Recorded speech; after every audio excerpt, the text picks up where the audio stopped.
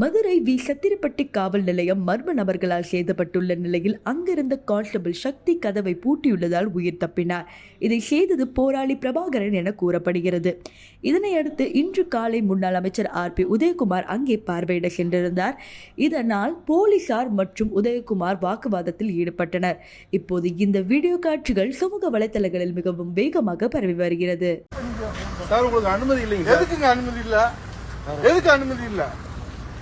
எதுக்கு அனுமதி இல்லைன்னு சொல்லுங்க. ப்ளீஸ் டெல் மீ, எதுக்கு அனுமதி இல்லை சொல்லுங்க.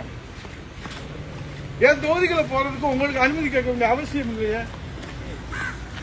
எனக்கு சட்டம் தெரியும், சட்டம் தெரியும். 10 years I have tightened law and order அட்மினிஸ்ட்ரேஷன்ல. காரை ஓரத்தில் நிறுத்துறங்கிற காரை மறைக்கிறீங்க.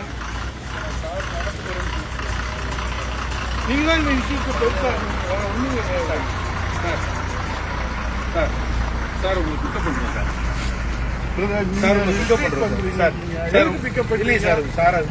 நான் வந்து என்னுடைய தொகுதிகளை போறேங்க.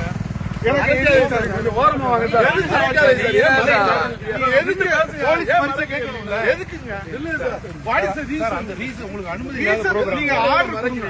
ஆர்டர் காட்டுங்க.